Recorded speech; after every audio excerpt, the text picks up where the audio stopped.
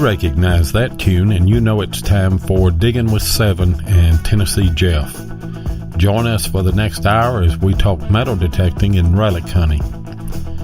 Join in the chat and post any comments or questions you might have, and we'll get to as many of them as we can. You're listening to Relics Radio on Spreaker.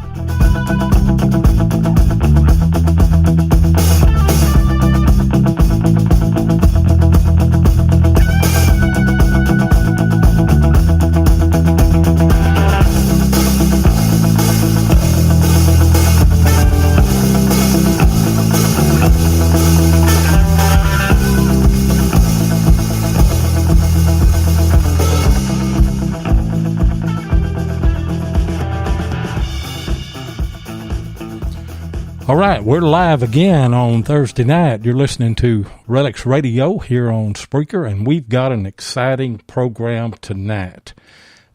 We've got Trenton Yoder, that is the father of young Trevor, that won the Minelab Go-Find 40 on our 2017 Christmas giveaway. We've got him on here, and we're looking forward to talking to Trevor here in just a little bit. But, Trenton, are you on the line? Yes, I am. I'm here. Good deal. And we've got a very special guest tonight as well. We've got Josh Kimmel on. Are you there, Josh?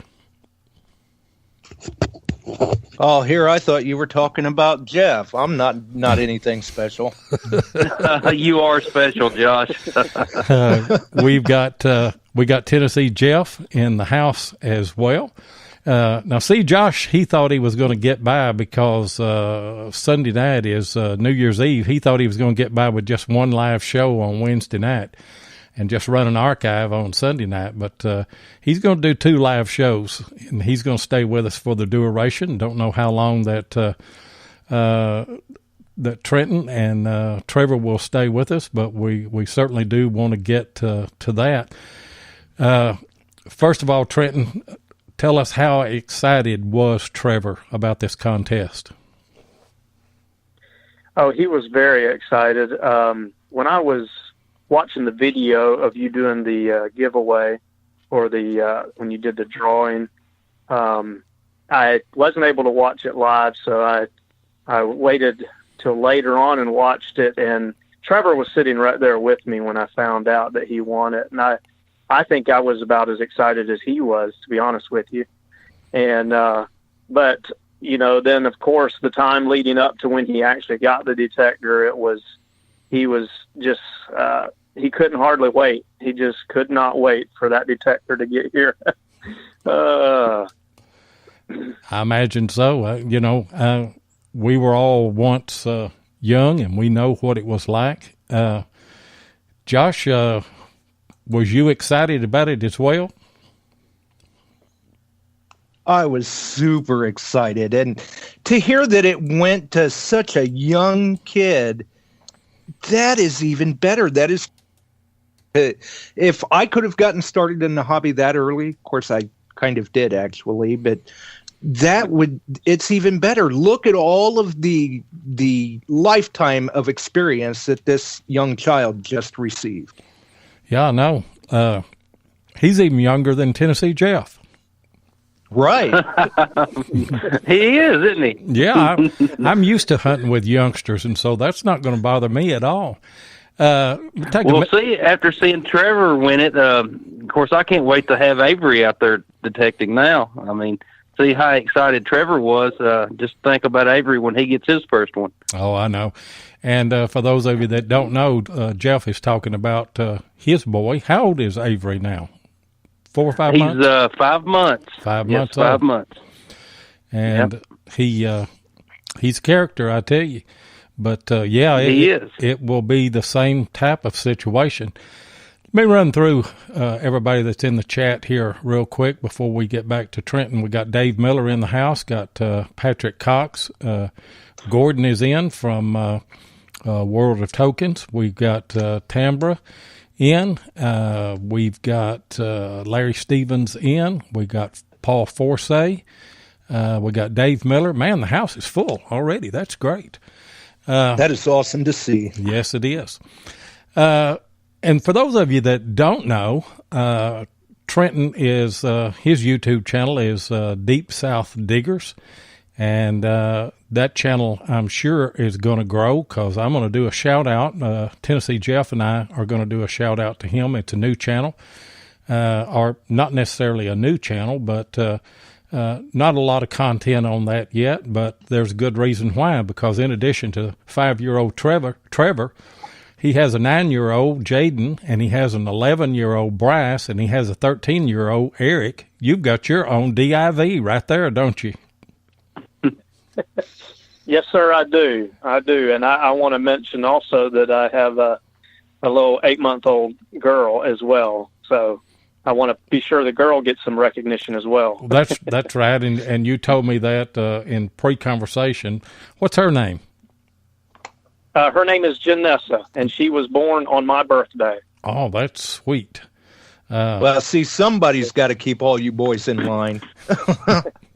That's exactly right. Yeah, you just wait. Yeah, I'm sure your wife was happy to bring a girl into the family too. Absolutely. Yeah.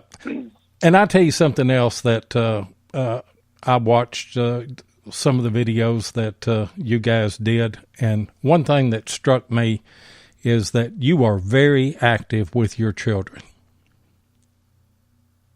Well, thank you. I try to stay active with them.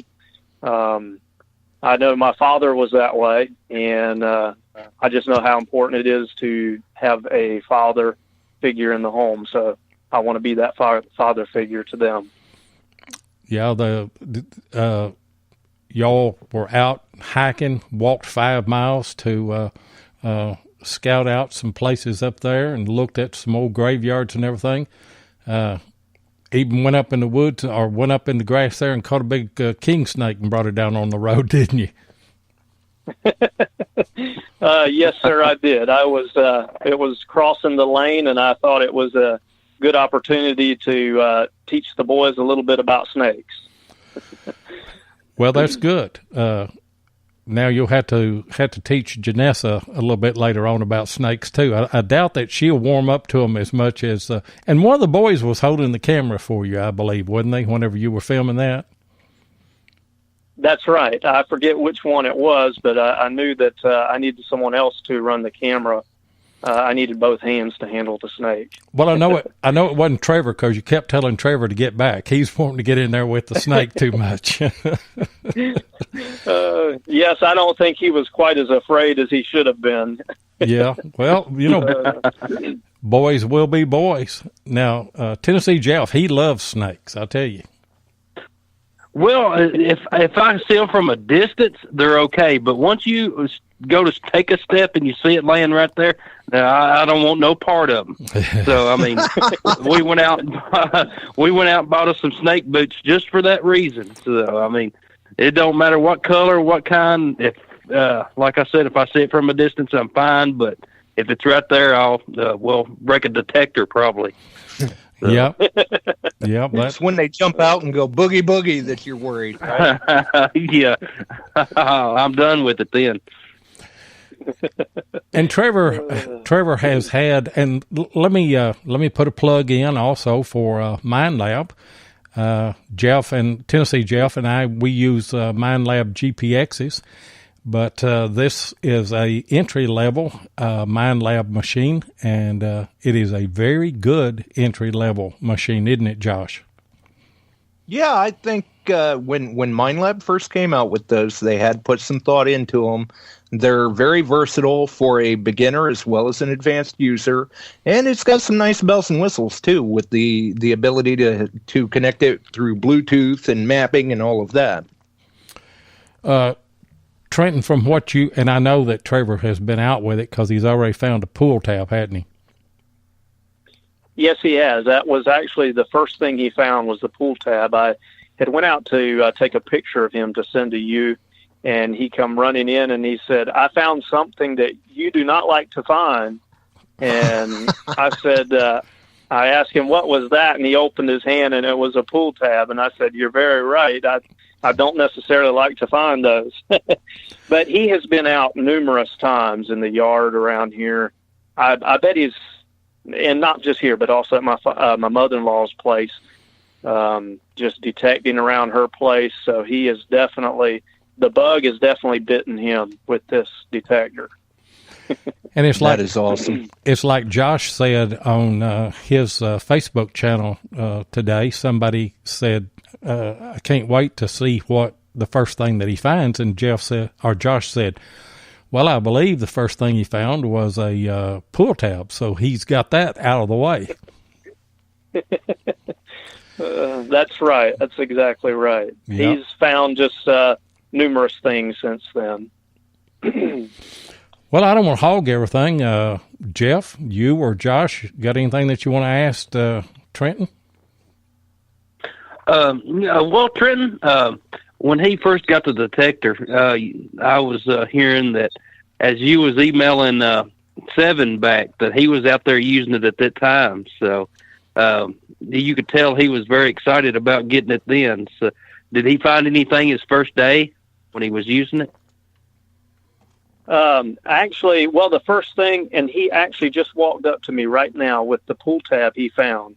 And that was the first thing I guess he's keeping his pull tabs. He's got a little jar here that has his finds in it.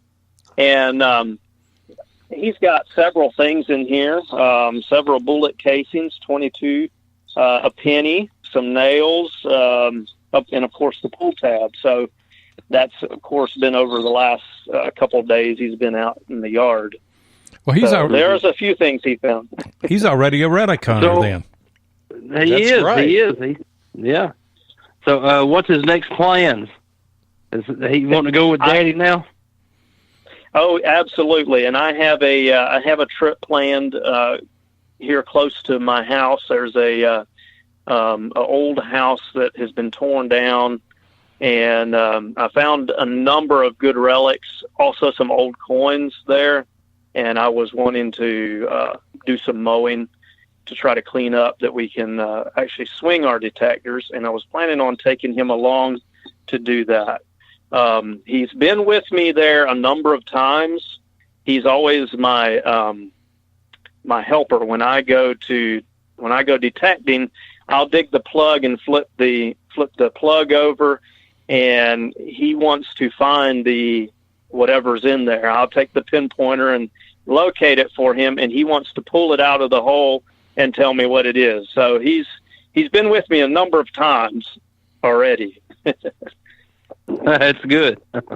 Well, that's great. He's not green on this. He's got a little bit of experience and understands what's going on. That's right. You told me this afternoon that he might be a little bit shy to be interviewed or to talk on the radio.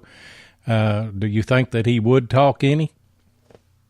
Yes, we can give it a try. He's right here. And I'll just hand the phone to him, and you can ask him any questions. I'm not sure how it'll go, but we'll see what he has to say. Well, that's great. Okay, here he is. Hey, Trevor, this is Digging with Seven. How you doing tonight? Good. Good. I've also got Tennessee Jeff here, and I've got Josh Kimmel. The three of us were the ones that put the contest on, and we were so excited that you got the detector, and I guess you were excited to get it, weren't you? Yeah. And you've been out detecting already and already got some finds. That's great, I tell you. And your dad detects, and so let me ask you this, though. Have you had to fight your bigger brothers off of the detector?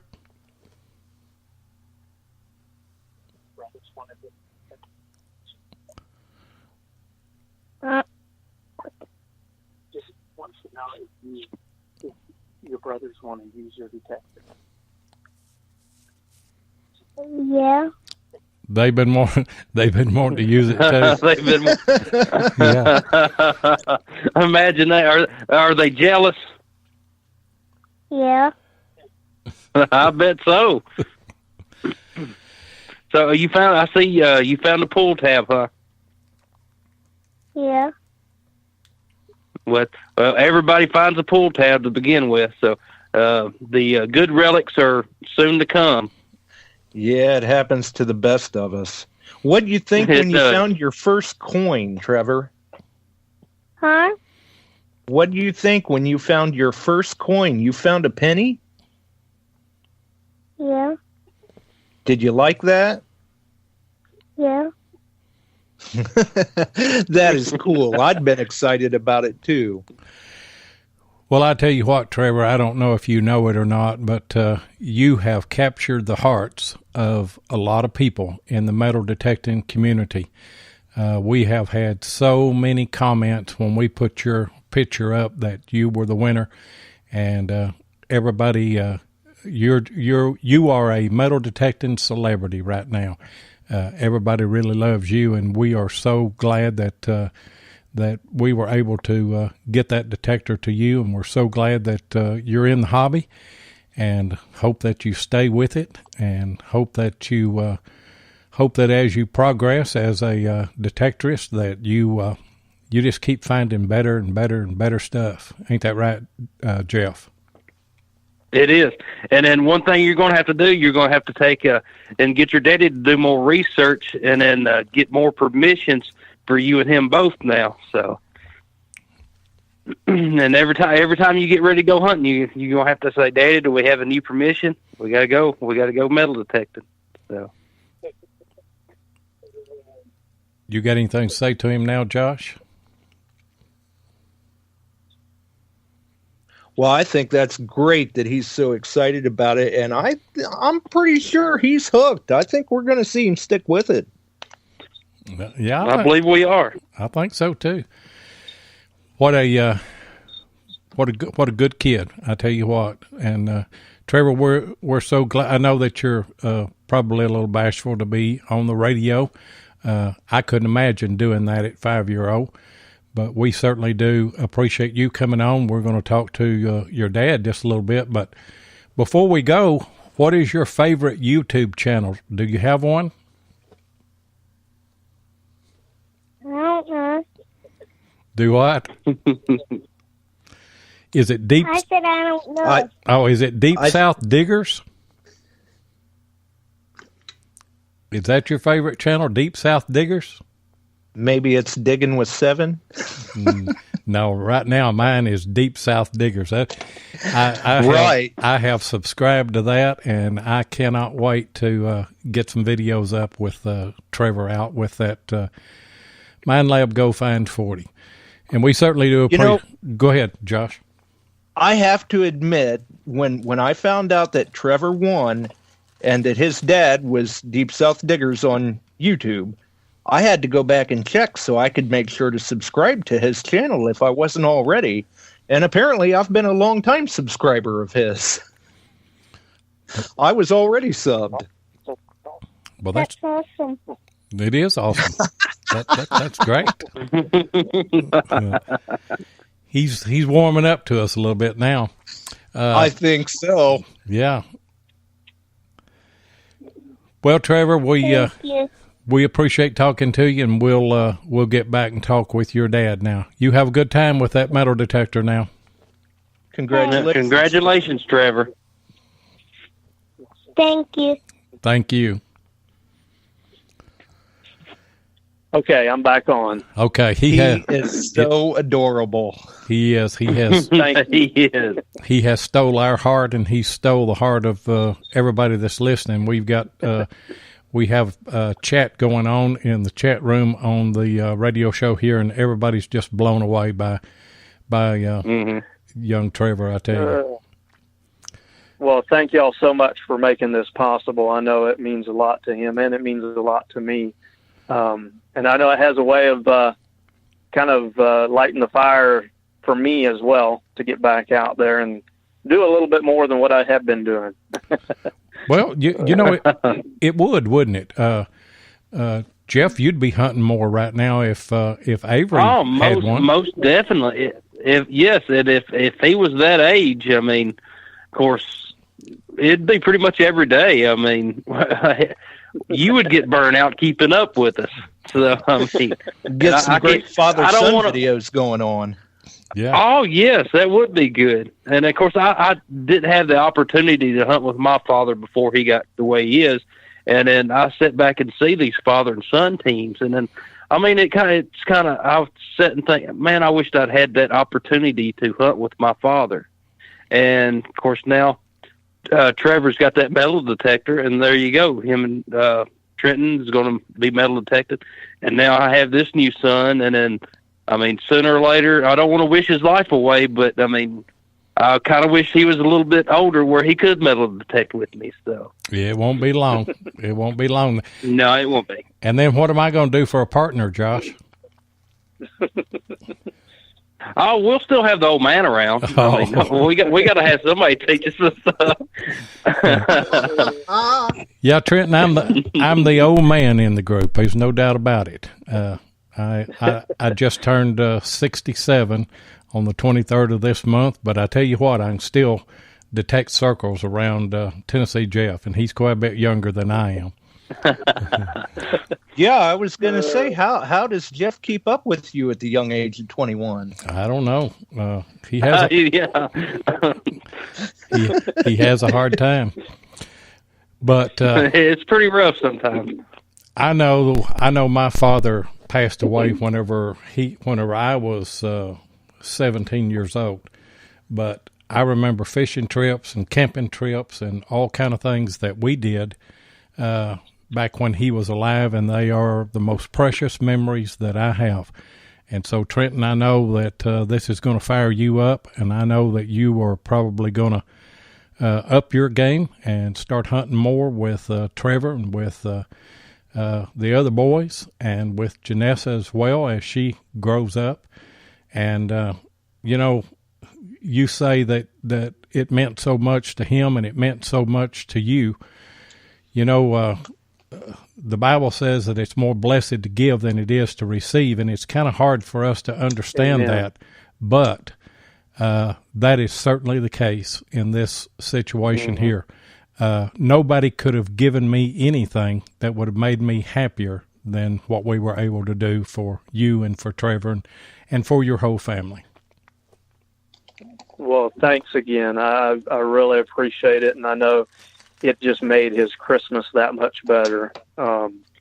He, of course, he got it just right before Christmas, but on Christmas Day, he wanted to take his detector to my dad's when we had a family gathering and show all his friends about this detector that he won. So he, yes, he's just very excited, and so am I. So thank y'all again for doing this. Well, we certainly do appreciate it. And Josh, you got anything else that you want to say to Trenton? Well, really, Trenton appreciates it, and so does Trevor, but we appreciate them as well. And it made just a major difference for them, but it meant a world of appreciation and thanks to us as well. We really were glad to be a part of it and happy to be able to do that, especially around Christmas. And Jeff?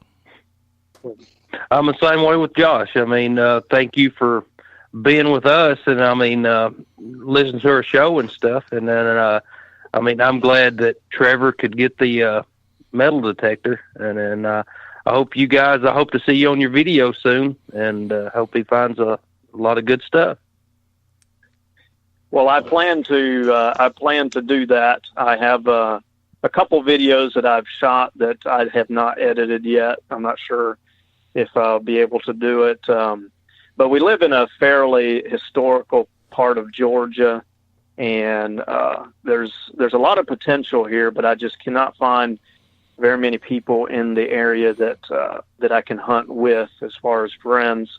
So having my boys come up, and of course I have some couple Ace 250s that they use. You know, it's always fun to do that with someone else, not just by yourself. So It is. And there was one thing that I was going to ask that I forgot there a while ago. What about the weight of that machine for Trevor? Is it manageable for him? It is, although he's on the small side for 5 years old. He can manage it okay, as long as he doesn't swing it too much. He does have to grip it with two hands sometimes, but it's not really an issue, to be honest with you. Well, that's good. That was one thing that I was worried about. I've got a grandson that is 6 now, and every time he comes, I throw change out in the yard if I got change in my pocket, and just let it sit, because every time he comes, he wants to grab an AT Pro and go out there, and it's almost not manageable for him. You know, it's just way too much weight. But I thought the Go-Find 40 would be more adequate for a younger person like that, and so it's good Absolutely. to hear that, and he'll grow into that. I mean, that's a machine that that Eric at 13-year-old, you know, that's a machine that he can use that is probably comparable to an Ace 250. Not only can he grow into it, if he's swinging a Go-Find 40 at 5 years old, he ought to be able to handle a GPX if he can get his hands on one, borrow one from somebody or something by the time he's 12 or 13. Yeah, tell him to get all them pull tabs out of the way first, though. Yeah, that's right. Save them Doug pennies.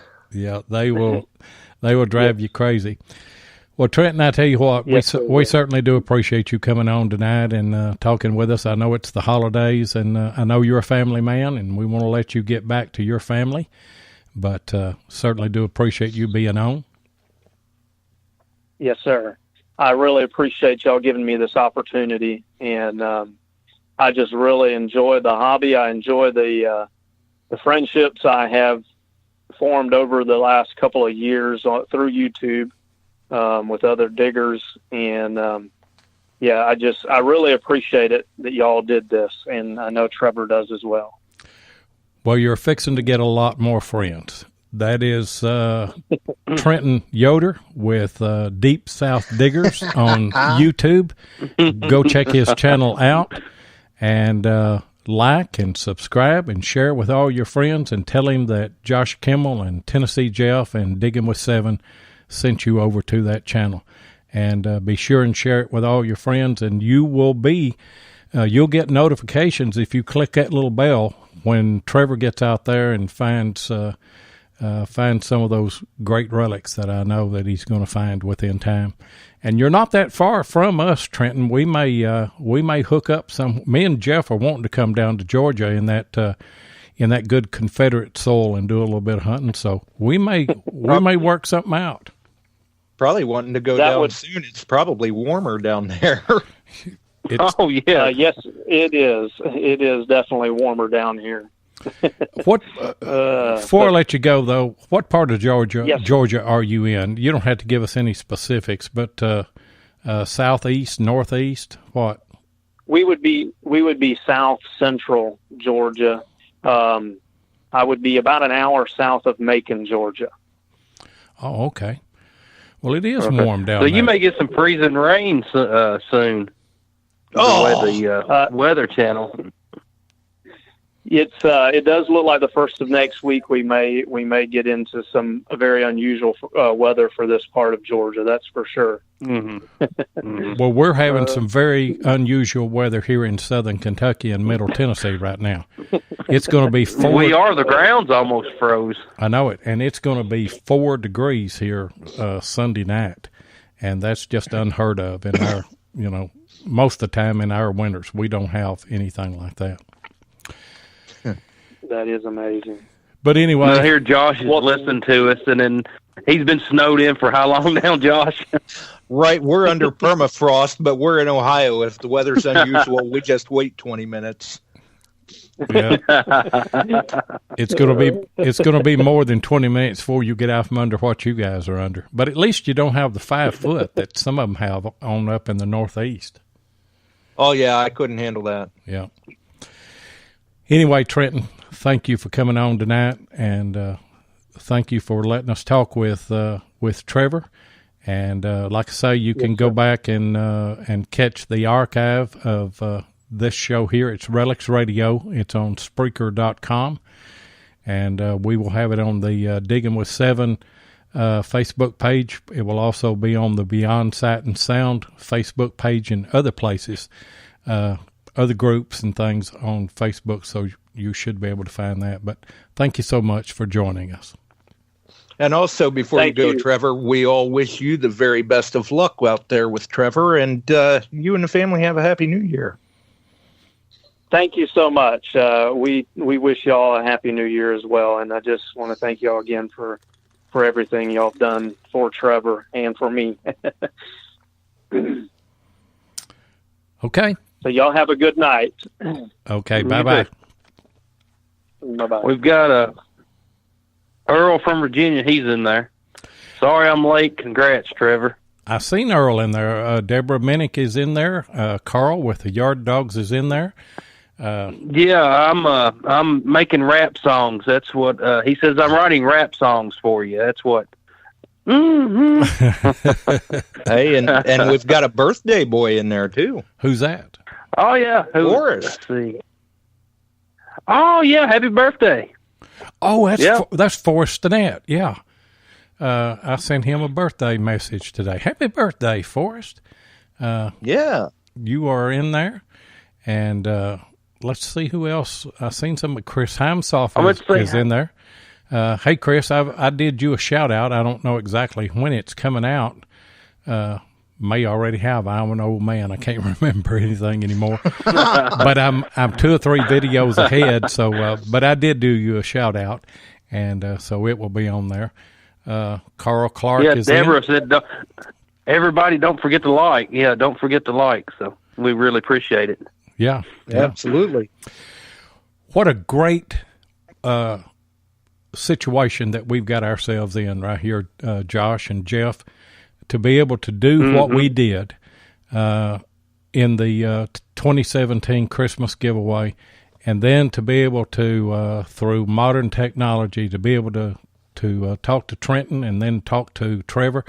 You know, obviously he's 5 years old and he's a little intimidated to get on the radio and talk, and that's understandable, but I'm sure that young man is just so excited. Hey, I thought he handled it like a champ. Yeah, I did too. I think he did too. I mean, for 5 years old, I mean, he done real good. And I was going to say, well, sometimes I'm 41 and I get tied up on the radio sometimes. But I mean, he done a real good job, and I wish him the best of luck. And like you were saying earlier, Josh, I believe he is hooked, and I believe we're going to see another relic hunter grow up right there in Georgia. Absolutely. A few more weeks, we could probably have him set in and run the show for us. I believe we could. He probably wouldn't make the mistakes that I do. Most of you don't know. But hey, you're doing good. You're doing a great job. You are. Most of you don't know, but right before, in fact, about, of course, we're in Central Time. We go on the air at 6 o'clock Central Time. 5:58, all the calls dropped for some reason. I still had them on, but I couldn't hear anybody. They couldn't hear me, and so I had to hang up everything and restart everything. So that's, I tell you what, this is an adventure. We wanted to segue tonight into a show that talked about beginning metal detecting because obviously we have Trevor. He has, he's 5 years old. He has a brand new detector, and he's young at it in every respect. So let's just let's throw some things out there. Hopefully, in the archives, we will have some young new detectorists that listen to this show. Let's throw some things out there that you think would help those guys. Well, I'll go ahead and start. When I first started metal detecting, of course, I'm like everybody else, a greenhorn, had no idea where to start. So I started on the river at a old Ford, and then I found my first flat button. And after I found that flat button, I started doing some research on the flat button. And then that led me into more research, and then research is a big part of it. And then, of course, you do your research, and it's just going to give you a general location. It's not going to tell you it was right beside this big oak tree with this creek coming out. You're going to have to do some footwork. And then, of course, I was using, I'm not going to mention the name of the metal detector, but it was a cheaper metal detector. And, of course, I'd run up on this location of this camp, and I walked through this big pasture 10 or 20 times and found 2 bullets. And then the next time I'd got a more pricier detector, and then that's when I first started finding the good stuff. And I mean, you pay for what you get more or less on metal detectors, but once you that is true. Sometimes you really do get what you pay for. Mm-hmm. I mean, I'm a firm believer of that on metal detectors. So, well, you started out then as a relic hunter. Yes, I did. I did start out as a relic hunter, and of course, I never did. When I first started, I wanted to start with the Civil War stuff. And then, my first find was the flat button. And then I'd do a little bit of Civil War hunting. Then I'd go to colonial sites. Then I just swapped it up. And that's just the way, I did. And that's the way I do to this day. I just kind of swap it up. I'll Civil War relic hunt for a while, and then I'll go to colonial sites for a while. There's a lot of things that a new person in metal detecting has to learn, though. One of them is the etiquette of it, that you always want to cover your holes. You always want to leave the place better than you found it. You always want to take whatever trash that you dig out with you. And one of the things that bothers me, Josh, is whenever I go to a place to detect and someone has been there and you see open holes and you see trash laying everywhere where they dug. Oh, that's one of my pet peeves. I like to tell people it's the work that they don't see that keeps us coming back to a site. That's what keeps those sites open for us, is everyone filling their holes properly, not digging big craters, taking the trash with them. Like you said, leave the land looking better than it did when you arrived. And one way that you do that is you learn to pinpoint with your machine. And absolutely. And whenever you do that, and for those of you that may not know how to do that, your machine doesn't have to have a pinpoint function. First machine I used, in fact, a lot of the first machines that I used back in the 60s and in the 70s didn't have a pinpoint function on it. But, right, pinpointing wasn't even heard of. No, there wasn't any such thing as a pinpointer. But I would cross the signal in one direction, and then I would turn 90 degrees, and I would cross it that way. That way, you're pretty well drawing an X over where the target is at. And I know I heard you on your show tell someone X marks the spot. Yeah, it really does. And a lot of times what I like to do if I'm out trying to show somebody new to the hobby how to use their machine, I'll take a quarter because it's a good sized target. It's nice and bright and shiny out of your pocket. You throw it down right on the surface of the ground and you tell them to watch that quarter as they wave their coil over it. And see when it's going off. Put it in pinpoint mode. See when that signal's spiking as that coil's passing the quarter, and you'll get a very good idea of where that sweet spot on the coil is to know how to pinpoint a little better. Mm-hmm. That's a great. I see Earl from Virginia getting proper permission for where you're hunting. Now that is a big deal right there, getting permission to hunt. And knowing your local regulations. Mm-hmm. Well, that's not so much. That's not so much here in our area. Now it may be all around us, but there's not a lot of regulations here in Kentucky and Middle Tennessee, other than the fact that you don't hunt on Corps of Engineers property, and you don't hunt on in state parks and things like that. They're off limits everywhere and anywhere that you're at. But yeah, Earl is right. Excuse me. Well, and in a sense, regulation, permission is kind of regulations too, because you certainly don't want to go trespassing on someone's property. No, yeah, you sure don't. And I mean, that will give us metal detectors a bad name, and it will cut a property off quick if you're detecting on somebody's property without permission and get caught. And I've seen it done personally, and right. I mean, it hurt a good spot of mine. So, and like up here in Ohio, a lot of our state parks we're still able to hunt on. But there are still certain rules and guidelines that we have to abide by. So I guess there again, it's good to know what your local regulation is. Yeah. Well, I wasn't aware of that because any of the state parks here are in Tennessee. We can't, I mean, they're off limits. And the only time that I've ever hunted in a state park was work with an archaeologist in a state park. And well, and that's like, say, down in Florida, you can know like your local regulations for the county that you reside in, but that doesn't necessarily mean it's that way for the state. The regulations could be different even as nearby as the next county or the next town. Well, see, I know here in Tennessee they give out permits. You could hunt next to boat ramps and stuff.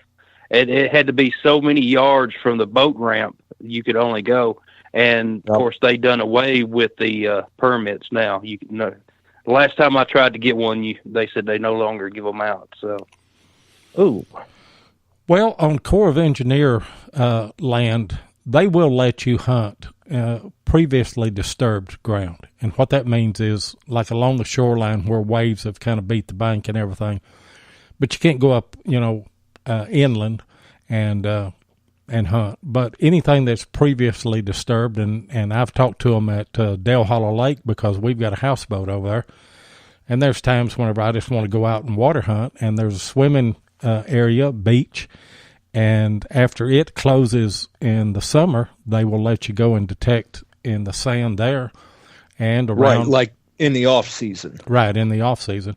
But you can hunt anywhere on the lake. I mean, they were really cordial about it. They just said anything that's been previously disturbed. In other words, whenever the waves are crashing up, and you can kind of tell where the waves have been and where the water's been, and they said that you could do that. And Chris said that in Missouri, the state parks there are off limits as well, except for the beaches, and then you have to have a permit. So I guess it's. It depends on where you live, and you need to know those things before you go out and, we've all heard it's easier to get forgiveness than it is permission, but sometimes it's forgiveness is hard to get. And whenever you're dealing with the government, forgiveness comes in the form of Franklin's, a little bit of That's exactly what I was going to say. In some of these places, like federal land or something, forgiveness comes with a pretty tall price tag. Prison time? Yes, sir. Well, they can take your... I know. They can take your detector I was talking away. about that. Oh, they can. Right. And you're a lot more. All your relics, even if you didn't find them on that one location. But like I was talking about that first flat button I found. Actually, it was on the Corps land, but I had a guy that seen me there, and he was telling me, he said, do you know the laws about metal detecting? And I had no idea there was any laws or anything. And he said, you might want to check on them. And so I did. I checked on them, and come to find out, I mean, I was in the wrong spot. And then so I know there's a bunch left there, but I can't get to it. I don't want to risk getting in trouble. So. Right. Yeah. Michael brought up a good point a while ago too, and I saw it, and we got off on regulations and things. We were talking about pinpointers, and he said 13-inch coils are always fun to pinpoint. He said I'm always about an inch off, and that's true. The bigger the coil, the harder it is to pinpoint. The smaller the coil, the easier it is to pinpoint. Most definitely. Yeah. I mean, like my 15-inch on my GPX. Of course, the GPX doesn't have a pinpointer anyway, but, I mean, with the smaller coil, it's a lot easier to make that X you were talking about with the smaller coil than it is the bigger coil. Yeah. Yeah, it's a lot simpler to minimize the size of the hole that you're going to have to dig. Yeah. Hardcore metal detecting radio is in the house. Good to have you guys. Hello. Welcome to Derek. Man. Yeah. We're getting up in the big time. You see what Trevor's done for us here? Oh, yeah. He's done a good job. What other And I know, of course, go ahead. Earl was talking about local parks and stuff. I know here in Sumner County, we can hunt like on the city property or the county property. And actually, we've got a place down here that was a Civil War campsite. Now it's a couple of baseball fields. And then we could get in there and hunt. But, I mean, of course, everybody else has too. So, I mean, it's one of them deals where if you can hunt there, everybody else can too. And I've hit it a couple of times and maybe one or two bullets, but that's about it. Of course, a lot of interference from electrical cables and stuff. So. Well, and that falls back to like you were saying earlier, Jeff, about the research, because you figure when everybody gets a metal detector, what's the first thing they do? They run out to their local park down the street or something like that, someplace that everybody and their brothers hit. And to get to those, everybody wants to be on a virgin site, but to get to those sorts of things, you have to put your time in with research. You sure do. And then Seven made a good thing yesterday, a good comment yesterday about I was doing some research of a local town north of us in Kentucky. And, of course, he said everybody's done that research, and he was talking about reading diaries that he'd found some information on a camp in diaries. And not everybody reads the diaries. I mean, That's of course, right. It takes some time to find diaries, Civil War diaries, to read. So. Absolutely. And you may look through pages upon pages without finding any relevant information to specifically what you're looking for. But if you can find that relevant information, it's like finding a gold nugget. There was a guy sent me a diary, sent me a link to a diary, not the diary itself. It was digitized on the internet. But anyway, he said, and I don't know if it was Alabama or Georgia, but he said, do you guys ever hunt there or East Tennessee? And he sent me a diary of a group of Civil War soldiers that had moved out of East Tennessee. And come to find out, they moved right through my county, and they camped at a spot that is in my county. Now, we're in the process of trying to locate that, and we're trying to get permission and everything. And you're still talking about a big area and still going to take a lot of walking and everything. But even a diary that, I think that probably originated in Georgia or Alabama. But they made their way through here, so you just don't ever know, what's going to happen. You never know. Yeah. And see, you're looking at like I'll look at official records, just like Middle Tennessee or Southern Kentucky. Now you said that was in Georgia, or Alabama. Now I don't do much research in Georgia and Alabama to read that would say, well, we passed through Tompkinsville or we passed through Gallatin or anything like that. So, I mean, there's so much information out there that you may just accidentally run up on. Yeah, many times it can be like a needle in a haystack. It can. But they are a wonderful source because a lot of people, everybody that Civil War hunts, they look for the official records, and everybody's looked at those. And if you've got a lot of relic hunters in your area, and I don't know that a beginning detector, a person with a brand new metal detector, if they're geared toward true relic hunting to start with, maybe they should start in their park. Maybe they should start at their local school because that the coins that they would find at those places, they're not going to be deep. And they will find, you can go to any park or any school, and chances are you're going to find, a pocket full of change, and you feel like you've accomplished something, especially if you're brand new in the hobby, and it's going to be easier to locate it. It's going to be easier to pinpoint it. Now, obviously, you would want to go and build on that and find the older stuff, find the Spanish reals and Civil War relics and colonial relics. But we're talking about just starting out. And, I think, Chris Hamsoff said as a beginner, one thing that helped him was a detecting garden where he buried coins and rings and bullets and things like that. That's a great idea. Right. And another thing, too, I like to tell the ones that are just starting out, just got a machine, don't really know much about detecting, the best place you can start is your own backyard. It gives you plenty of practice with cutting your plugs, and even better, you don't know what you're going to find.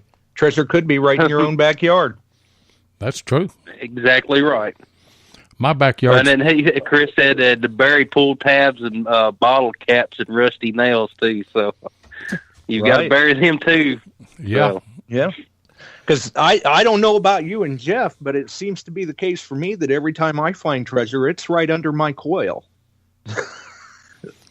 So that's right. Starting in the backyard is a great place to start. Hit that curb strip right outside of your house. Seven, that would make a good video of what you can find in your backyard. And I know I've got some decent stuff in my backyard. We probably need to hit sometime, but that would be a good video. I don't. My backyard's a cornfield here, and I've hit it, and other than the harvesting of the corn and stuff like that, there's not been any activity. We're close to some historical sites at my house, but and I thought, that there might be a little bit of stuff around here, or they might be something, but it's really not that much, So it sounds like Seven's already cleaned his backyard out. It's a dead zone. That's what he's done. Yeah, he's done cleaned it out. Yeah, I was disappointed. I only found 4 reals in my yard. Dang. Well, I'm just kidding. I didn't. That's a heck of a problem. Yeah, I know you didn't. No. Yeah, that's a big problem to have. Yeah.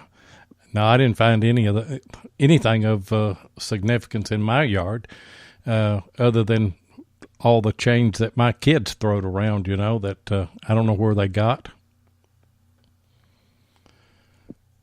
I see Earl, he posted my favorite actual site was Ridgetop in the Orchard. And then that would be a good site. Of course, he's Earl from Virginia, so if you lived in Virginia. Yeah, if you're new at relic hunting, look for those places where people gathered, and they would gather at an orchard. They would have picnics and things at an orchard. Yeah, and even the old picnic groves, if there wasn't an orchard around, or even look in the go to your library, look at the old newspapers that go way back and see where they talked about church socials and things of that nature. Mm-hmm. Yeah, Deborah said she found $1 in her backyard 4 weeks ago.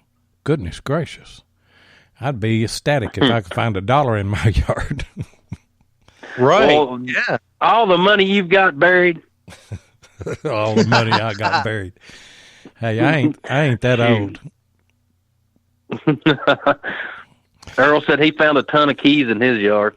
Yeah, Dave Miller said Seven found his lunch money from the 2nd grade. It was 2 shield nickels. That was a good one, Dave. I like that one. I'm going to tell you something. Dave Miller's just about the same age that I am, so he ain't got any room to talk. I was telling somebody today, though, that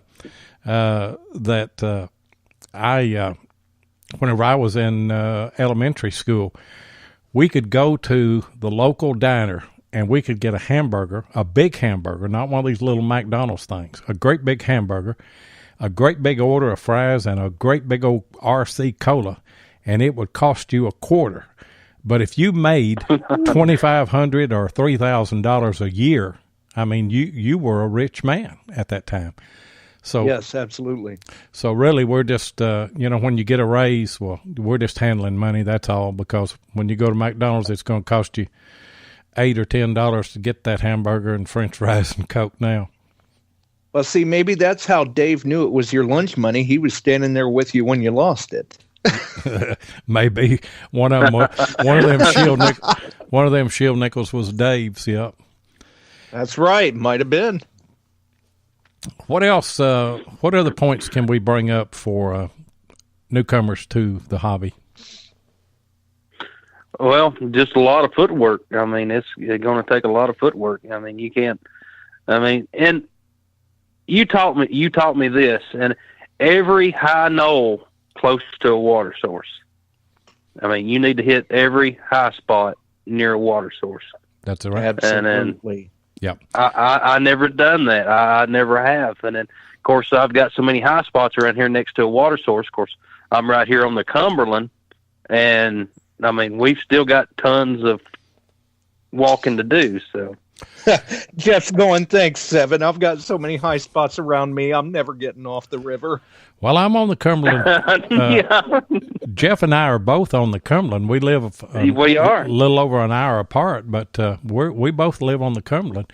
But he's right. Any major waterway that you find, hit every high spot. Every one of them's not going to have something, but every now and then you're going to hit one that is dynamite. And Jeff was talking there a while ago. I've got a video that will come out the second week of January, and it was just a bunch of clips that me and Jeff, or me by myself, or me and somebody else, where you have a full day hunt and you find one or two relics. That's all you find. And but in some of those places, in fact, the first video that I'm going to put out in January is a spot that I've hunted to death, and actually the second week of January will have some clips of what I didn't find 4 weeks prior, and then I went back 4 weeks later, and I had a killer hunt on a Civil War site there.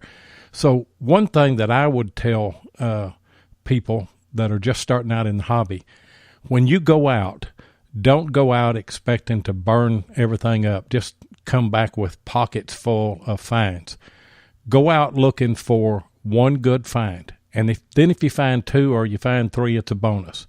But don't set your expectations so high that you get discouraged, because I think that a lot of people get metal detectors and they think that we just go out and find reals and large cents and Civil War bullets on every time we swing a coil. We don't. We walk miles and miles, and we hunt days and days. Jeff and I just got finished last week with a hunt. There was one find at that hunt. Jeff found a tomback button, and that was it. Yep, that was it. So Jeff had to find it a day. Jeff, I did. Jeff had a good day. Yeah, it was only. Yeah, I did, and that was a good day. It was. I mean, if I thought I could get out in the morning as cold as it is and go and find one tomback button, I'd be happy. Of course, whenever I found it, I'd want to find one more before I left, and whenever I found that, I'd want to find one more. You know, that's the way it is. But don't. Then you'd get a frostbite.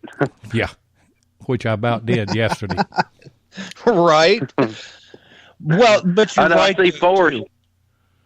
I see Forrest practice and time. I mean, it takes that. And then a lot of my experience come from YouTube channels. I guess my first YouTube channel I watched was Nugget Noggin. Actually, we started about the same time. He was hunting with his grandfather, then his father, and then I was watching him, and then I got to watching other hunters, and then was learning more about different detectors, and that helped me when I first started a whole lot. You're starting to sound older than all of us, Jeff. He's not. He's just a kid. I had to change change his diaper every once in a while when we're out on a hunt. Yeah, I'm still green behind the ears. Yeah. Chris Hamsoff gave me a compliment here that I certainly do appreciate. He said, here's one for newcomers. Watch Seven's videos. He'll teach you the history of the finds as well as other things, that enrich the hobby. Thank you so much. Well, you can't get much better than that. No, you cannot. That is awesome. I spend a lot of time on my history clips, and one reason why is because I know whenever I first started, I wish that I had a channel that I could go to and look at finds that people found, and somebody explained to me, what it was, how it was used. because there were so many things that I would find. Now, Jeff says that I don't have to do research because I lived most of that. You were there. Yeah, you were there. I mean, you dropped that bullet, buddy. I didn't drop the bullet, but I know, I at least know what a Hames and harness is, and I knew what those rings were because, we ran traces and things through those rings. So a lot of it I do know, but there's a lot of things that I yet don't know, and I'll tell you a little secret. I learn as much as you guys do with every history clip that I do, and I love learning about history, and then I love sharing history. Tim Henderson is in the house. Hello, Tim. How's it going, Tim? And that's the great thing about it with those history clips, because much like with me, when I find something that I don't know much about, that's when the research begins. I love to find the story behind the find. And that's what the history clips do. That's what they do. And they've, for some reason, I think that there's a lot of people like me. For some reason, they've caught on and have become very popular. And Seven, can you calculate how many hours of research you've done on your history clips in just 2017? All total? Oh, do you have any idea? No. There's a good contest. No, I don't know. I know probably the biggest one was 16 hours, and that was on your core badge. But and that's just one find, and then that's not counting all the history clips you do. So no, you do a great job on your history clips. I would say, but look at it like this though. It took 16 hours for that, and how long did that history clip play? Most of them are 2.5 to 3 minutes because I do the soundtrack that I put on that is called Giant Leap, and it's 3 minutes long. And so I don't want the history clip to outrun the soundtrack. So I will edit them down to 2.5 to 3 minutes. I did one today, and I had to edit back on it. Of course, I'll sit down and do all my research and put all my notes down and everything, and then turn the mic on and then just go through everything. But then whenever I get finished and look at it and start to put it in the video, I'll see how long it is, and I'll go back and cut audio out of it, edit through it. What can I get by with that doesn't have to be in there? And, you'd be surprised. There's a lot of things that you can edit out, and it's still a good history clip. But you don't want those to be long. Well, yeah, and that's exactly my point, though, is you put 16 hours of work, research, into a 3-minute or less clip. And a lot of times that's kind of the way it is with some of our sites. We could have hundreds of hours of research into locating that site. And then you may be on it for a total of combined hunts of 24 hours. Yeah, that's right. That's right. And you're not counting the number of steps that you take. And this is something for newcomers as well. Part of the excitement, obviously, is when you dig that really good find out of the ground. And if you keep going, you're going to find one. You're going to find something that will just set you back on your heels. You just cannot believe that you dug that. I would have never dreamed that I would have found a real. I would have never dreamed I would have found a large cent or a lot of the things that I found in my career. And I remember digging my Trime, and it was such a surprise whenever I pulled that out of the ground. But understand that there are hours and hours and hours of detecting that go into finding that one real good find, and there's just miles and miles of walking. Absolutely, and that's where discouragement can rear its ugly head, in a sense. You see these people posting good finds on Facebook on a consistent basis. You have to stop and remember, finds are relevant to time spent in the field. And think about how many hours that person has been out there being persistent and determined to try and make that good find. Yeah, mine and Jeff's second video of 2018 will be episode 160, and the title that I put on that today I just finished everything up on it today, is persistence is the key. And that's, you can't boil it down any more than that. That's right. No, you Patience can't. is truly a virtue in this hobby. Nick Haas says, just remember, when you're not finding anything good, you could be at work. No, that's right. I'd rather be out not finding anything good then. Yeah, I had to. But also along with that, if you're not finding anything good, then it's not necessarily been a bad day. You've just been able to narrow your hunt zone down because now you know where it's not. See, Seven and I, we went to a few home sites and found out, well, they're not that good at home sites. And, of course, he would be like, well, we've wasted a day, blah, blah. And no, we didn't waste a day. We learned something. We learned that we don't want to come back to this site. We can scratch it off. And right. so we know where it isn't. Yep. The only thing is, and here's where it becomes a problem. I noticed the other day, the Hoover boys were fixing to, they were a little bit late getting their video out. And yes, they were. And the comment was made, well, have you ever tried to do a 30-minute video every week for 2 or 3 years and understand how much work goes into that? And there are times whenever I get a little bit frustrated because I know that me and Jeff, we've got to find something. We can only have so much surplus, and I used up our surplus today for episode 160. So the weather's going to have to moderate a little bit, and we're going to have to get out and we're going to have to find some stuff. But, you can hit a great site and get 3 or 4 videos out of it pretty quick. That's right. And it does. There is a lot of time and effort that goes into making those videos. But then when you get a comment like you did in the chat here a little bit ago, that makes all that work worthwhile. It sure does. It does to me. And all the comments and subscribers and stuff, that means a lot. Yeah. Tim Henderson absolutely made a comment on my history clips, and he said it makes the show. And I appreciate it.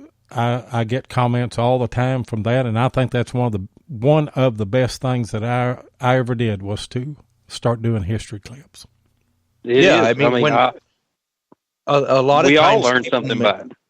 Yeah, a lot of times people may not realize it, but when we get those comments or messages out of the blue on our Facebook or YouTube channel or something like that, I think a lot of times people don't realize that little bit of time that they took to send that message just means the world to us. And it just keeps us that much more passionate to continue pushing forward.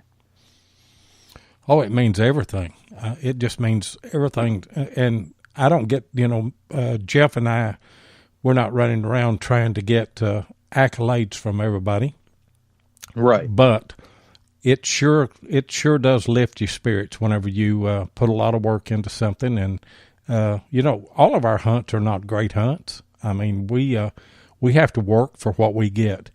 And we just don't have the sites yet that we can just go out and just find all kinds of stuff.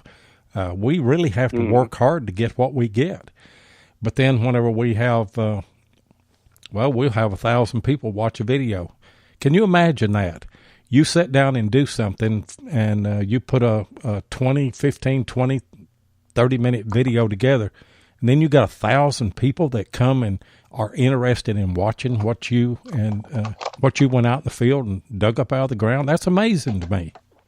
Oh yeah, it just amazes me every time I see something like that going, wow, I really didn't think that many people would have an interest in what I just dug out of the ground, but that is cool.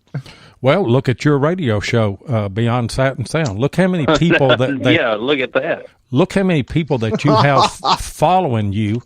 And, guys, go check out Josh's chat after the show is over. It is full, 400 or 500 comments made in the chat, and it's just amazing. And I'm so proud of you for what all you do and the success that you've had, and what you offer. And I would suggest to a newcomer that you watch YouTube and that you listen to podcasts about metal detecting. You're going to learn something. You know, that's one of the best tips I've heard all night, probably, because there is so much information to be gleaned from doing exactly that. Like Jeff said, he started out and he started watching Nugget Noggins videos, or for someone else, maybe it was Digging with 7 videos, or Aqua Chigger, or I mean, who knows? Ohio Metal Detecting, or Tennessee Jeff. Maybe somebody watched Jeff's channel and said, wow, you know, look at everything I've learned already. I'm rip roaring. I'm ready to get out there and dig my first relic. We'll see. As we're sitting here talking about it, I'm ready to go now. Right. So, yeah, we didn't flung a craving on you, ain't we, Jeff? we have. He's over here asleep, so, I mean, hey, I'm ready to go. He's got the hankering now. Yeah. It does me that way, and too. then, yep, I see, see, who was it? I lost it now. He's going to send us some Florida sunshine, so... we'd sure take it. Oh, Patrick, We'll take it. yeah. I'll send y'all some Florida sunshine. Yeah. We'll take it. Be happy for it. Mm-hmm. It's supposed to And get... you know, too, if you guys want to try a little experiment, we can always allow the listeners to call in real quick with a tip or something, too, if they'd like. Yeah. Yeah, that sounds good. Yeah.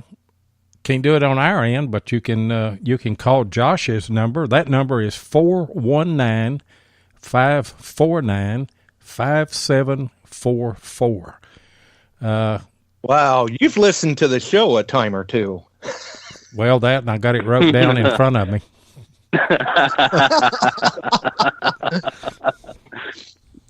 Yeah, I mean, you never know. Maybe somebody would like to try and call in and mention a tip, or even leave a comment for you and Jeff on the air or something, where we can always try to work them in tonight and see if that works. Yeah. I see Tim, he said Ron's got the flu. Sorry about that, Ron. Tim, I tried to call you again, and then, but didn't get an answer, so. Tim was playing I'm Not Home? Well, he goes straight to voicemail. So, but yeah, we see Ron. He's got the flu. So, hope he gets better soon. He gets to feeling better soon. Yeah. Earl said digging with 7 and Tennessee Jeff are great videos for a newcomer. Appreciate that. Well, Earl. there you go. Yeah, thank you very much, Earl. You can watch Earl from Virginia too. Yeah, he's got some good videos. Yes, he does. Yes, he does. I've seen a few of them myself. Yep. And he said shout outs for other channels and everything.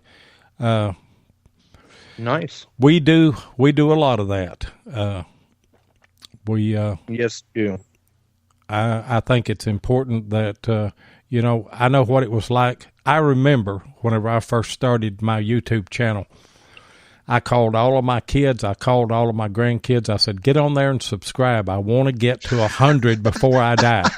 And, if I can get 100 subscribers before I die, I'll die a happy man. And so they were calling their friends and everything. And it wasn't, I don't know, it was probably a month or two before I got up to 100. And I was just ecstatic whenever I got that. And I can remember too, and maybe this was the same way for Jeff as well, like you were mentioning, 7. Way back when I started my YouTube channel, probably about the time that Dave thought you'd lost your lunch money there, I wound up, I'm looking and I'm going, wow, somebody subscribed to me. I got my first subscriber. And then I hit 10 subscribers and I thought, oh wow, we're really cooking now. And then all of a sudden I notice I've got 100 subscribers, and I was absolutely floored. I couldn't believe it. Like you said, wow, this many people actually are interested in this sort of thing. And now with all 3 of us, I think all 3 of our channels are probably pushing right around 2,000 subscribers. Yeah, we're all pretty close. Mm-hmm. We're getting close to 2,000, and I just like, wow, where did the time go? Yeah, I can't imagine. Patrick Cox said, what did you and Jeff think about Plugmaster's Ford mix? He said, I couldn't stop laughing. Now, I want to tell you something, Patrick. I couldn't get past. It took me 10 tries to get past Jeff's. You tell him, Seven. I just died laughing. That was hilarious. And Nugget Noggins, if you duct tape a bunch of pennies to a frog's back, he'll drown. That was hilarious. And if you haven't seen Jason's Quarter Hoarder, that one was hilarious. I tell you what, Jeff Ford, Plugmaster Ford, he is a genius. He is that way. It's going to be a great episode. Of course, he's just done 2 right now, right? Yeah, I've been looking for a 3rd one. And then, of course, you have Matt. He's how do you make a pinata? I can't remember exactly how that went, but it was funny. Yeah, and Jocelyn's candy bar. Yeah, her candy bar. It is hilarious. So if you're a newcomer to metal detecting, get out there and learn how to metal detect. Then start you a YouTube channel. Get you a Facebook page, and as your YouTube channel grows, Jeff Ford will do a lip sync on you if you get big enough. You've succeeded whenever Jeff Ford does a lip sync on you. Yeah. And it's hilarious. It is. You guys will just have to go watch them if you haven't already, but I mean, it is. Well, and for I a lot catch of us, myself, we were talking about like the older videos. I catch myself going back and watching my very first video a few times, and then just realizing how far I'd come since then. And then I'd watch your very first video, Seven, and then of course, I mean, I feel we have come a long way since then. I know I have, and it's a process. You see what you do there, and you see what works, and then you try this. And I've tried a lot of things, and we're kind of eased into a format now that I kind of like, and it kind of seems to be working. Of course, I will take constructive criticism from anybody. How our videos could be better, and I know that they can. Maybe different angled shots and things like that. I watch other people's stuff all the time and try to pick up tips and everything, but it's a lot of work. You never know where we'll get that next idea from. I try not to go back and watch my first videos. I'm afraid that they were far enough back they may be in black and white. Well, when I first started, there wasn't no such thing as a video. So you didn't have cell phones or anything back then. We didn't even have right. If he had his phone in the field with him, he had a long cord. We didn't even have a phone whenever I first started hunting. We didn't even have a bathroom. Man, that's been a long time. No, it ain't been that long a time. It was in the 70s, but I'm honest. We didn't even have a bathroom until probably 78, 79. Well, can we find that old privy and dig it out, or? I know exactly That's right. where it's at. You may know where it is. I know exactly where it's at. Chris Hamsoff said his 8mm silent movies. There we go. I'll get Jeff Ford to go back and lip sync all of my silent movies. That'll work. Right. Yeah, there you go. Years. Mark Hoover said whenever he started, Abraham Lincoln told me to send him a message on the telegraph. There you go. I am young. That's right. Can y'all think of any other tips for a new hunter? They got to stay positive. Don't get discouraged. Don't put that thing in a closet and let it become a dust collection unit. That's true. Yep, I'm the same way. I mean, and you're not going to find anything sitting on the couch, or you've got to be out in the field. And like Josh said, do not be discouraged. I mean, you're not going to go out and find real or a $50 bust or anything, or $50 or anything like that your first time. So you just got to stick with it. Right. I think we ought to talk about mechanics too for just a minute. I still see people that have hunted for years that pendulum swing, like the pendulum clock. Their coil hits the ground right in front of them. 2 inches away, it's 2 or 3 inches off the ground, and by the time they get to the end of their swing, it's probably a foot off the ground. And keep that coil on the ground. If you're not going to do that, you might as well put the coil on the ground and just walk a straight line, because at least you're keeping your coil on the ground. They were meant to be on the ground. And slow down. Everybody hunts too fast. That's right. That's why we like to tell them, keep it low and slow. Mark Hoover. Mm-hmm. That's why they could. Go ahead. Go ahead, Sam. I was just. That's why they invented coil covers, because you keep your coil on the ground. And I mean, that's just keep it on the ground. I actually rub the ground with it, and I mean, I'm the exact same way. Yep. Mark Hoover said he thinks that one of the most important things for a newcomer is to get with other detectorists, a club, or just get together with guys that you live around or that you can hunt with. It'll help you stay motivated. It'll be somebody to have fun with. You can learn from each other, as Jeff and I both. We learn something from each other, and it is a great motivator to be able to be with somebody else. Absolutely. And I was going to mention that, but since Mark brought it up, that is a great point to bring up and address.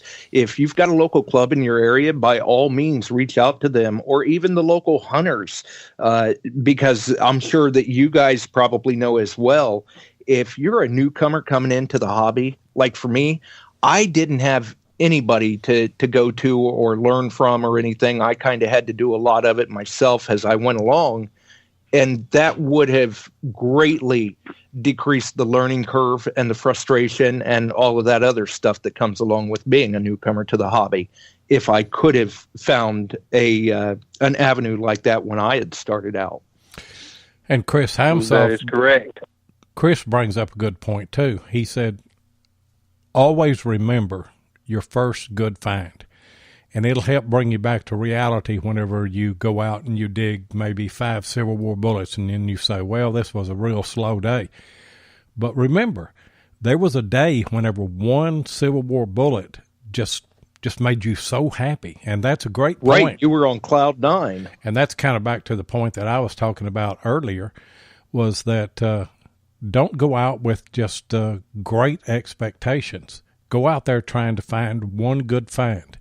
And you're not always going to do it, but you're not setting your expectations so high that that you can't meet them. And then whenever you don't meet them, well, you're discouraged. Right. Mm-hmm. And there's a number of us that we like to tell them we like to go out with aspirations, not expectations. Well, that's a good phrase, and one to live by. Here's another thing.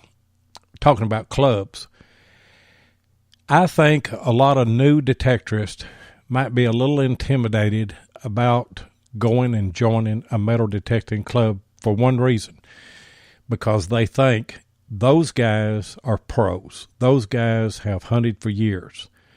It doesn't matter. It's like Barb went out hunting the other day. I heard her on your show the other night. There was a kid that had a brand new metal detector, came out, and Barb helped that young man and showed him some things, helped pinpoint and show him how to find the find after you get the signal and everything.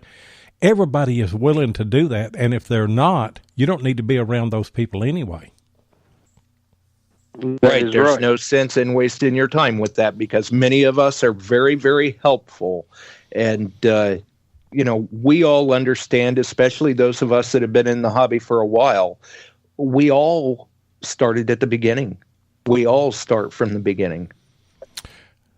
I have the opportunity, Jeff and I do, to speak at a number of clubs, have had this year, and it's a great honor to be asked to come to. Yes, it is. To come and speak. It is.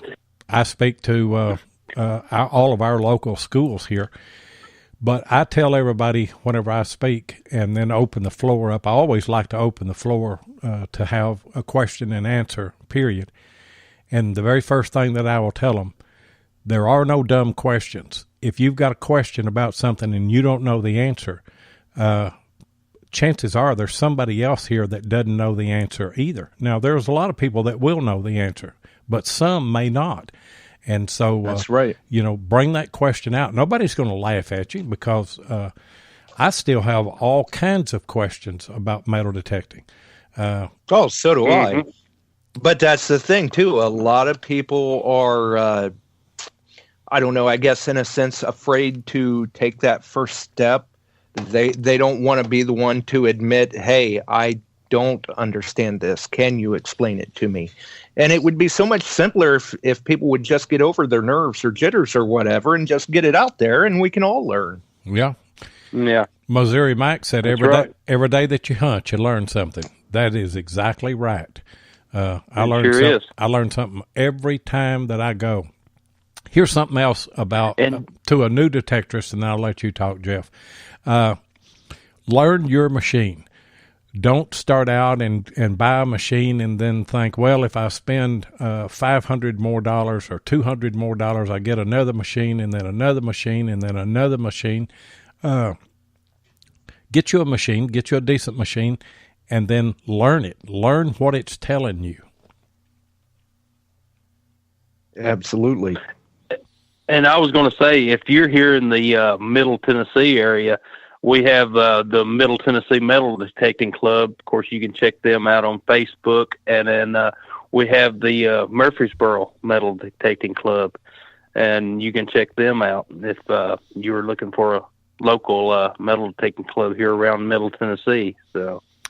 And I've had some great guys. Yeah, I've had the opportunity to speak at both of those clubs, and I'm going to tell you something. You will not find a more helpful group and a great group of guys and gals at both of those clubs. In fact, at the Murfreesboro Metal Detecting Club, there were some new members that came in and had some elementary questions that night. And I answered some and opened up the floor and let other people answer their questions. They are a great group of people. And, I wish whenever I first started that I had a group like that I could share things with and learn from and everything. Absolutely. And another good part about the clubs, too, you don't even have to be a newcomer and just got that machine. Maybe you're just thinking about getting into the hobby and you're not sure what machine to buy. Get involved with a club because chances are good if the machines are working for them in that area, they'll work for you too. And you can learn from their experience. And one other thing, do not be scared to ask permission to hunt. I mean, they can't eat you. All they can do is say no. I've run up on several of my friends that want to get permission to metal detect this spot, but they were scared to ask. They're intimidated. That is a do tough not be one for a lot of intimidated people. Yes, and that's where you get into people hunting on property without permission because they're too intimidated to ask. So, don't be scared to ask for permission. Yeah, you're not out anything but a few minutes of your time. If they say no, you didn't lose anything. You didn't have it to begin with. I'm trying to keep up with the chat, but I'll just tell you something. Since we got Josh on here tonight, our chat has exploded. It blew up, hasn't it? Yeah, we've never had a chat like this. But Earl from Virginia said, my best hunting partner is over 30 years younger than me. First met him and his mom as diggers, and when he first started high school, and he said the two of us have learned a lot together. How true that is, because I don't know how much older that I am than Jeff, quite a bit, but I'm as comfortable with hunting with Jeff as anybody that I've ever hunted with. Well, see, and that's the great thing about this hobby, because it truly has no boundaries. It's not discriminatory by age, race, gender, none of that, because we all bring something to the table. We can all learn from one another. Yeah. Mark Hoover said we're all Josh groupies. Well, I'll tell you what. I don't know the date right now, but y'all tune in next Thursday. Our special guest will be Josh Kimmel from Beyond Sight and Sound.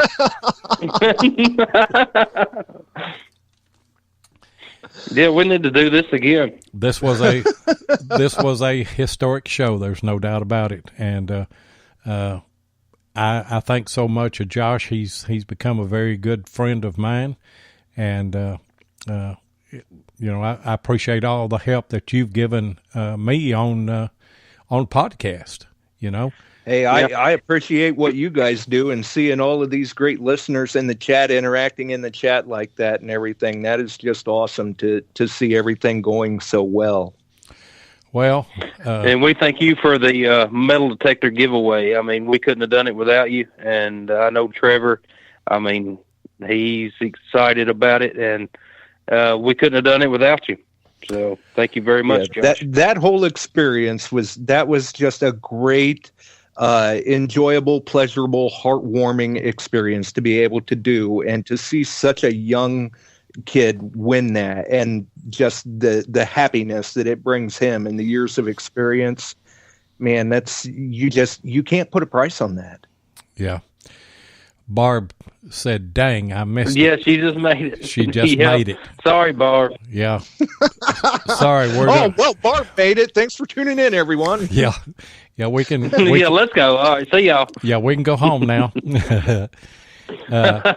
And did you notice as soon as Barb come in how fast I can't even read the chat now? It's just scrolling up my screen. Right, it's a ticker tape. Yeah, we mentioned you tonight, Barb, about the yeah, we did, about the young man that you helped, and personally, I want to say how much I appreciate that, and I want to echo what Jeff said about Josh. We were on Josh's show, and after the show, he talked with us about giving a metal detector away, and he had one and wanted to join in with that. And it's one of the best Christmases that I've ever had, to be able to do that. I didn't get anything out of it other than just the joy of seeing that young man, and tonight to talk to that young man and his father. We're doing something right. Mm-hmm. Absolutely. Yep. I mean, that just to be a part of that experience, because it was, like you said, it's a group effort, but just to be a part of that was such a rewarding thing. So thank you to you guys. Well, we give you all the credit for that. We do. I just do what I can. Even though I worked 80 hours on videos and spreadsheets. Yes, he'd have had that answer for you, Jeff, if you asked him how many hours he put in. No. Oh, yeah, he didn't. No, I didn't spend that much time on it. I just kind of put things in a spreadsheet as it went along, and it didn't take anything away from me. Just a joy to be able to do it. And really, whether it's a YouTube video or a contest, or even selecting a winner of a contest, or even the podcasts, when it's something you enjoy like that, you don't really necessarily notice the effort that you put into it, but it really is a labor of love, so to speak. Yeah. Oh, Barb said that her great nephew totaled her mom's second car today, rolled it. I hope everybody's all right. Okay. Fine. Yeah. Oh, sorry to hear that. Yeah, hate to hear that. Yeah. Well, then it's understandable that she was late. Yeah. Well, we were. Yeah, I can see why she. We were going to give her a pass on it anyway. Yeah. Right. Either way. Yeah, Barb's good people. Yep. Yep. And I know I met her last year. Josh and I was talking about it today. He's been released from the hospital. Great. That is great. So we don't have to end it on a sad note here that somebody is laying and suffering, over an accident. But what a show we've had tonight. I certainly do. It's been a great show. I've really enjoyed myself. We absolutely ditto. It's something that we just threw together on the on a whim this afternoon. I didn't know if Trenton and his and young Trevor would be able to be on the show tonight. Called them this afternoon or sent them an email and just told them that we would like to do that, and we'd like to get Josh on and with me and Jeff, and just have a show the same way that we had the contest. And he agreed to it, and it's just been a great show. It's been a great experience all the way around. And yes, it has. That's how we like to roll.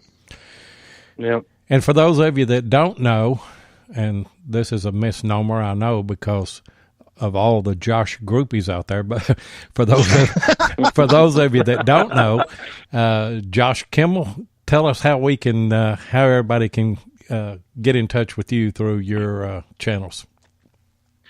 Well, they can find me through Facebook as Josh Kimmel. They can find me on the Beyond Sight and Sound page on Facebook, the Metal Detecting Beyond Sight and Sound Facebook group, Minelab Equinox Users Group, CTX 3030 Users Group, and AT Max Users Group. Or they can find me through YouTube on Ohio Metal Detecting. And Beyond Sight and Sound is also right here on Spreaker with you great folks on Wednesdays and Sunday evenings at 8 p.m. Eastern. Always 8 p.m. Eastern. That's right. Yeah. And Jeff, how we get a hold of you?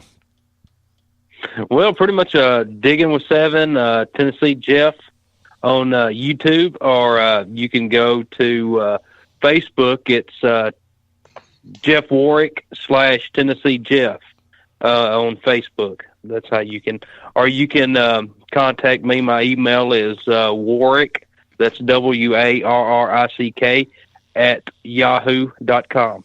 Warwick7785 at yahoo.com. Sorry.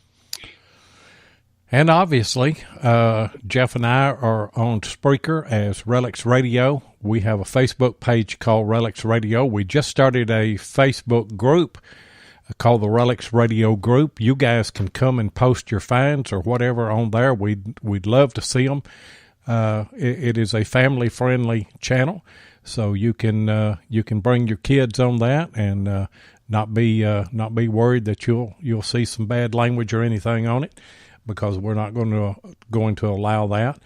And we are Digging with Seven on YouTube, and I also have a Digging with Seven Facebook page.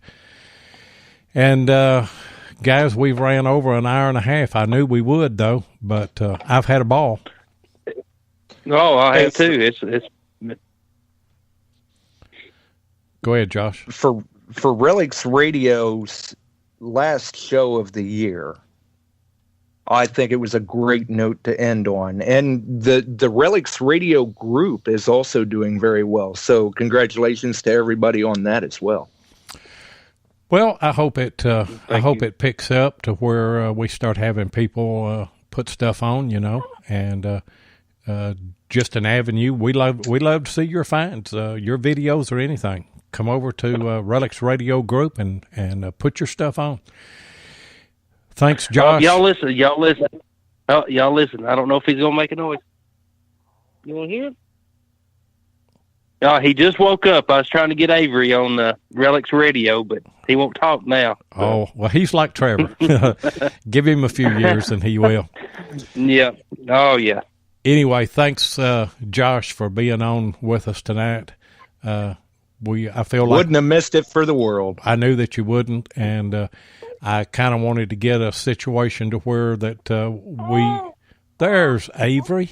There he is. I hear Avery. There he is. Yeah, that's a young relic hunter. That's Jeff's 5-month-old. But with broken records, the youngest guest on the show. Yeah. Hey, that is right. Yeah, and he's a talkative one. Yeah, and he is. I think he's ready for a bottle. I think so too. I think he's ready for a bottle. I'm ready for 7. You want to babysit tonight? No, I don't think so. And you guys go over to Jeff Warwick on Facebook. Everybody wants to see Avery. He's got pictures of Avery on there. We probably need to put one on Relics Radio and some of our Facebook pages so people can see it. But we certainly do appreciate. I hope that we didn't leave anybody out on the chat. It went so fast that we tried to mention as many as we could. But we appreciate every one of you. Jeff, as always, brother, I appreciate you and everything that you do with me. I couldn't do what I do without you, and appreciate Josh and appreciate everybody else. But anyway, we are going to roll on out of here. We want everybody to have a happy new year. By the way, Dirt Pirates are going to have a New Year's Eve thing on their Facebook channel. We want to plug that and have you go over there and see what Barb's got cooked up. I know she'll have something that everybody will enjoy. But anyway, from Digging with Seven and Tennessee Jeff and Josh Kimmel. Josh, you have something else you want to say? And that'll start about 8 p.m. Eastern, New Year's Eve on Dirt Pirates Detecting. And if you can't make it, from all of us here at Beyond Sight and Sound and Relics Radio, we wish everyone a happy new year, and may 2018 be full of bucket listers. There you go. Yes, happy New Year's, everyone. Happy New Year to everyone, and we're going to roll on out of here.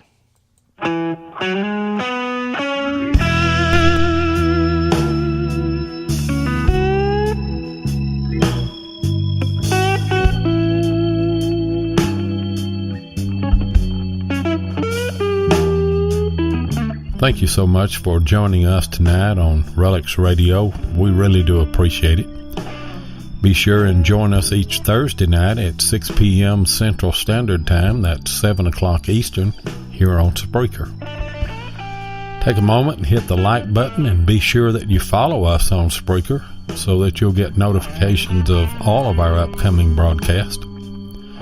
You can also find us on YouTube at Digging with Seven or Tennessee Jeff, or you can check us out on our Relics Radio Facebook page.